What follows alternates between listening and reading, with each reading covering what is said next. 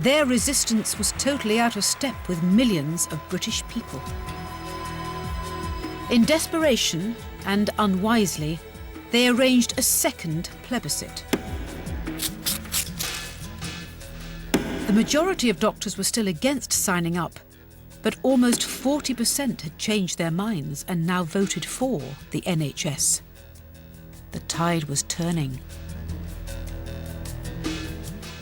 My attitude was totally transformed because at a time when people were paying their doctors, the GPs, I saw one or two children who'd suffered appendicitis and in whom the appendix had perforated because they had abdominal pain and their parents had given them castor oil because 2 penn'orth of castor oil was cheaper than the doctor.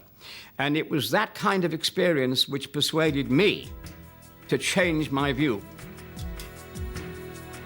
They were persuaded in the end, and I think they began to see that there were limits to the amount of resistance they could put up. The number of Britain's doctors bowing to the inevitable was rising daily. It wasn't long before those who held out began to fear that they might be losing out. Now don't forget, choose your doctor now. The doctors were scared once they found that the dam was being breached. You had hungry doctors who needed a living. And if in a small town, 3 out of the 10 doctors decided to sign up with the National Health Service, their practice will immediately swell and they will have a guaranteed income. The other 7 doctors will see all of their patients trooping off. So it was rather like a domino effect. Forced into a corner with just 5 weeks left before July the 5th, the BMA finally advised all remaining doctors to join the NHS. It was a retreat, but not a surrender. They now switched tactics, hoping still to scupper Bevan's plans. Knowing how much political capital Bevan had staked on July the 5th, they called on him to delay. The start date was unrealistic and impractical. Nothing would be ready. Bevan should push it back or face chaos. Bevan had a task and a reputation, because if he didn't get the health service in, he was doomed as a politician. A lot of people felt that he might say, OK, let's delay it for 6 months. He was absolutely insistent that do it now. A delay he would regard as a sign of weakness, a sign of doubt. And that would strengthen the forces, the strong forces, that were opposed to any form of National Health Service. So a delay would, in fact, be a serious retreat.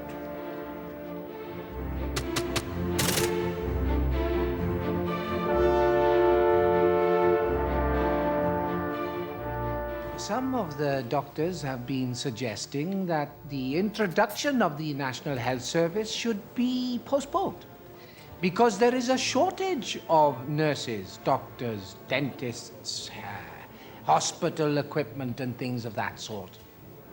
That is a lot of stupid nonsense, for we shall never have all we need. Indeed, if we are short, it is all the more reason why we should use intelligently what we have got. Bevan was too proud a politician to back down now. But privately, he knew there were serious hurdles to overcome. His 6-month timetable was far too short to deal with the practicalities of launching the NHS. In just 2 years, the estimated start-up costs had almost doubled to £180 million, the second biggest charge to the Treasury after the military.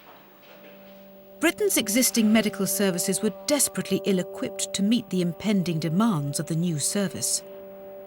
Most of our 3,000 hospitals were crumbling, either from age or from the Blitz. There was not a single hospital in London that escaped bomb damage. I, during the war, was living in Manchester, Salford, and the bombers came over for the Salford docks, and one night they took out an entire wing of Hope Hospital, Salford, leaving bare ends of a corridor and a fair number of dead nurses and dead patients, where a 3-story wing had just disappeared. No amount of improvisation or re-equipping can expand these Victorian walls. This corrugated iron shed was built in 1918 for war casualties. I worked as a theatre orderly and as a ward orderly in an old workhouse hospital, and 3 years after the war, there was corrugated iron covering the passageway where the block had previously stood. So it was in fact possible to push a patient on a stretcher underneath the corrugated iron across the area of bomb damage down to the operating theatres. With just 5 weeks to go till the NHS opened its doors, Bevan's problems continued to get worse. It wasn't just the buildings and equipment falling short. He still had only a small proportion of the staff the NHS would need. Nurse. Nurse Edwards, can you go to her? Our nurses are busy and overworked because there aren't enough of them. Many hospitals have closed wards because of that. A last-minute campaign was launched to find 30,000 new nurses to tend to almost 400,000 hospital beds. Who will help? You will? Good. But you can't like that, you know.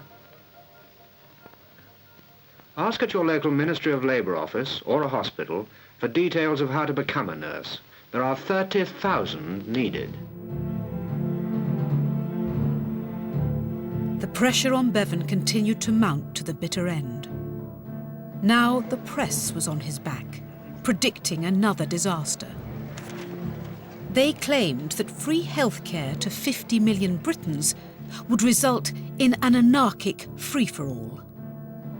They forecast that the service would break down under the onslaught. Suddenly it was free, so obviously it was like making ice cream free. I mean, if you didn't have to pay for your ice cream, everybody would eat enormous quantities of ice cream.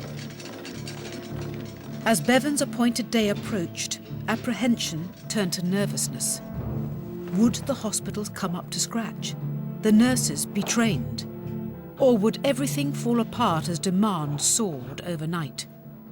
All eyes were now on the Health Minister.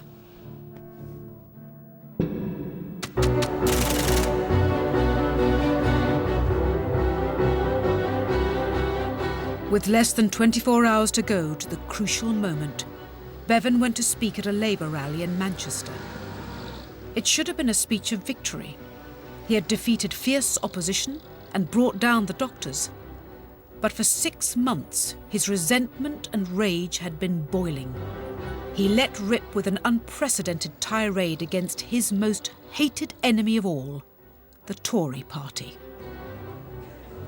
That is why no amount of cajoling and no attempts at ethical or social seduction can eradicate from my heart a deep, burning hatred for the Tory party that inflicted those bitter experiences on me.